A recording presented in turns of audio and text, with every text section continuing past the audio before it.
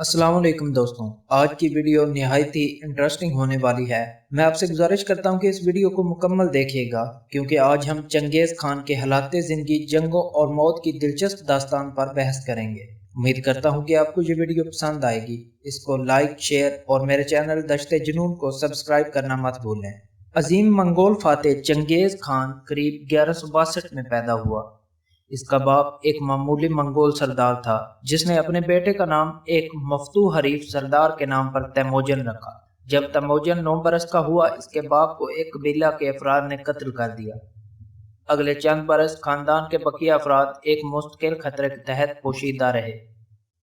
ये एक बदशगुन आगाज था। तैमोजन को अच्छे दिन देखने से पहले निहायत ज़बू हालात से दो चार रहना पड़ा। 1177 ईस्वी में अपनी नौजवानी में वो हरीफ कबीले के एक धावे पर गिरफ्तार हुआ। इसकी गर्दन के गिर्द चौबी हल्का बांध कर इसे असीर रखा गया। बेचारगी की इस हालत से निकलकर एक कदीम और बंजर मुल्क का नाखवानदा ये असीर तैमोजन दुनिया के इंतहाई ताकतवर इंसान के तौर पर उभरा। चंगेज खान ने गुलामी के दौरान अपने अगवाकारों से एक को अपना दोस्त बनाया और इसकी मदद से फरार हो गया। इसकी तरक्की का आगाज इस असीरी से फरार के बाद हुआ। वो अपने बाप के एक दोस्त और वहां मौजूद मुतल्लका कबाइल में से एक के सरदार तुगरुल से जा मिला। आगे कई बरसों तक इन मंगोल कबाइल में हलाकत खेज जंगें जारी रहीं, जिनमें तमोजन ने अजमत की तरफ अपना सफर जारी रखा। मंगोलियों के कबाइलों की एक वजह शोहरत यह है कि वो माहिर घुड़सवार और तदखू जंगजू हैं। तारीख में हम देखते हैं कि वो शुमाली चीन पर मुसलसल हमले करते रहे। तैमोजन से पहले मुतअद्दिद कबाइल अपनी तवानाइयों को एक दूसरे के खिलाफ जंगो जदल में सर्फ करते थे। फौजी दलेरी, मुनाफकत, सफाकी और मुतनज़माना अहलियत के मिले जुले इम्तजाज के साथ तैमोजन ने इन तमाम कबाइल को एक मरकजी क़यादत के तहत मुत्तहिद कर लिया। 1206 ईस्वी में मंगोल सरदारों के एक इजलास में इसे चंगेज खान या कायनाती शहनशाह का खिताब दिया गया। ये फौजी मुहिब कुव्वत जो चंगेज खान ने मुज्तमा की थी, हमसाया अक़वाम पर चढ़ बढ़ी।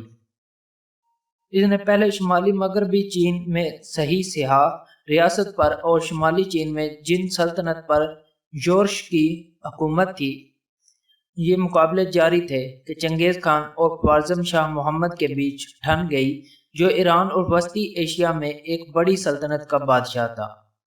इस तनाज़े की बुनियाद उस वक्त शुरू हुई जब 1218 ईस्वी में चंगेज खान ने सल्तनत ख्वारिज़म में एक तजारती काफिला भेजा।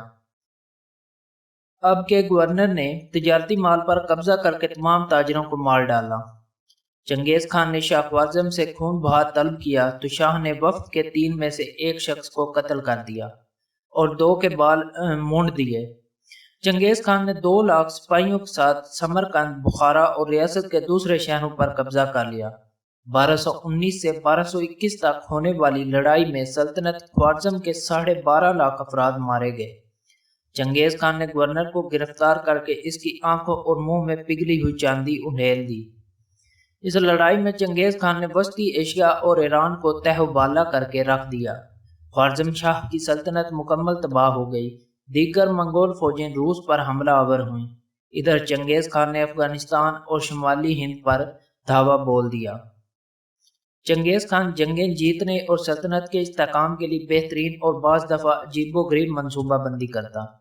चंगेज खान अपना मफतूहा इलाकों पर कब्जा बरकरार रखने के लिए वहां के हुक्मरान खानदानों में अपनी बेटियों की शादी कर दिया करता था।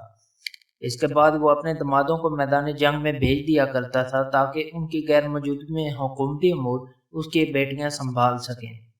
दमाद अमूमन जंगों में मारे जाते और इसकी बेटियां कामयाबी से हुकूमत करती रहती।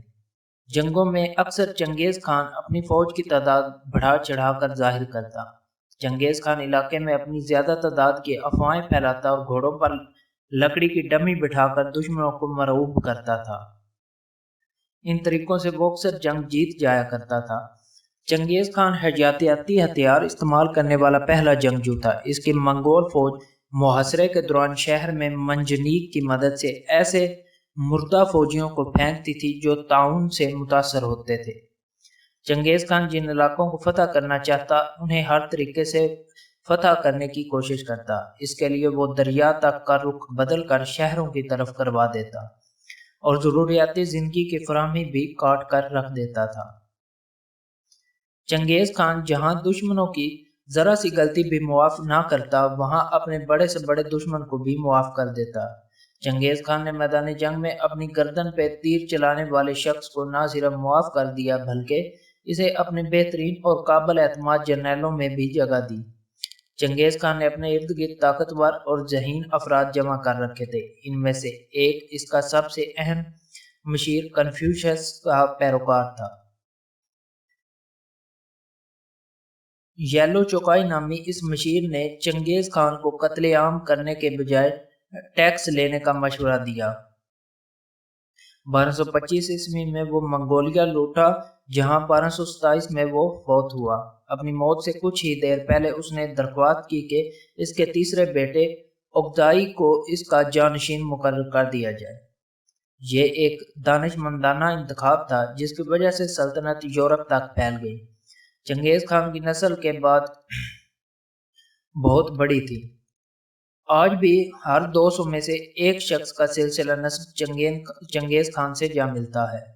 چنگیز خان نے مرنے سے پہلے اپنے جائے مدفن کو خفیہ رکھنے کی بھی خواہش ظاہر کی۔ تدفین کے بعد اس کی قبر پر گھوڑے دوڑائے گئے تاکہ زمین ہموار ہو جائے۔ ہر اس شخص کو مار دیا گیا جو اس کی قبر کے مقام سے واقف تھا۔ جن غلاموں نے قبر بنائی تھی انہیں کچھ سپاہیوں نے قتل کیا اور پھر غلاموں کو قتل کرنے والے سپاہیوں کو بھی قتل کر دیا گیا۔ یہ بھی کہا جاتا ہے کہ ایک دریا کا رخ اس کی قبر کی طرف موڑ کر قبر کو ہمیشہ کے لیے گمنام بنا دیا گیا۔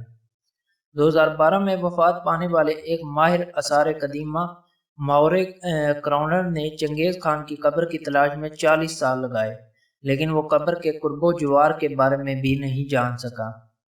چنگیز خان کے بعد اوگدائی کی زیر قیادت منگول فوجوں نے چین میں پیش قدمی جاری رکھی، روس کو پامال کیا اور آگے یورپ میں نکل گئے۔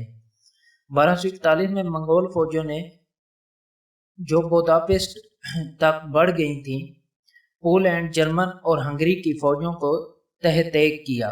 اسی دوران اوگدائی خان مر گیا۔ منگول فوجیں یورپ سے لوٹ آئیں اور کبھی ادھر واپس نہ آئیں۔ اس کے بعد جانشینی کے مسئلہ پر منگول سرداروں میں خاصی لے دے ہوئی، تاہم چنگیز خان کے پوتوں منگو خان اور قبلائی خان کی زیر سرکردگی منگول ایشیا میں داخل ہوئے۔ 1279 عیسوی تک جب قبلائی خان نے چین کی فتح مکمل کی تو منگولوں کی سلطنت تاریخ کی وسیع سلطنت بن چکی تھی۔ ان کے زیر تسلط چین، روس اور وسطی ایشیا کا علاقہ تھا۔ اس کے علاوہ ایران اور جنوب مغربی ایشیا کا بیشتر حصہ بھی شامل تھا۔ ان فوجوں نے پولینڈ سے شمالی ہند تک کامیابی کے جھنڈے گاڑے، جبکہ کوریا تبت اور جنوب مشرقی ایشیا میں قبلائی خان کی بادشاہت قائم ہوئی۔ اس دور میں موجود آمد و رفت کے قدیم ذرائع کی موجودگی میں ایسی جسیم سلطنت تا دیر قائم نہیں رہ سکتی تھی، سو جلد یہ حصوں بکھروں میں تقسیم ہو گئی۔ تاہم ریاستوں میں منگول حکومت طویل عرصہ تک جاری رہی۔ 1368 میں منگولوں کو چین کے بیشتر حصوں سے خارج کر دیا گیا۔ روس میں ان کے اقتدار کی عمر دراز ہوئی۔ وہاں چنگیز خان کے پوتے باتو خان کی سلطنت کو بالعمول سنہری جرگہ کا نام دیا جاتا ہے۔ یہ 16ویں صدی تک قائم رہی، جبکہ کریمیا میں یہ اقتدار 1783 عیسوی تک باقی رہا۔ چنگیز خان کے دیگر بیٹوں اور پوتوں نے وسطی ایشیا اور ایران میں سلطنتیں قائم کی۔ ان دونوں علاقوں کو 14ویں صدی میں تیمور لنگ نے فتح کیا، جو خود منگول نسل سے تھا اور خود کو چنگیز خان کا جانشین کہلاتا تھا۔ تیمور لنگ کی بادشاہت کا اختتام 15ویں صدی میں وقوع پذیر ہوا، لیکن یہ تمام منگول فتوحات اور اقتدار کا خاتمہ نہیں تھا۔ تیمور لنگ کے پڑپوتے بابر نے ہندوستان پر حملہ کیا اور مغل یا منگول سلطنت کی بنیاد رکھی۔ بالآخر مغل حکمرانوں نے تمام ہندوستان پر قبضہ کیا اور یہ اقتدار 18ویں صدی کے وسط تک قائم رہا۔ دوستو، یہ تھی چنگیز خان کی حالات زندگی اور اس کے مرنے کے بعد کے واقعات۔ امید کرتا ہوں کہ آپ کو یہ ویڈیو پسند آئے گی۔ اس کو لائک، شیئر اور سبسکرائب کرنا مت بھولیں۔ اللہ نگہبان۔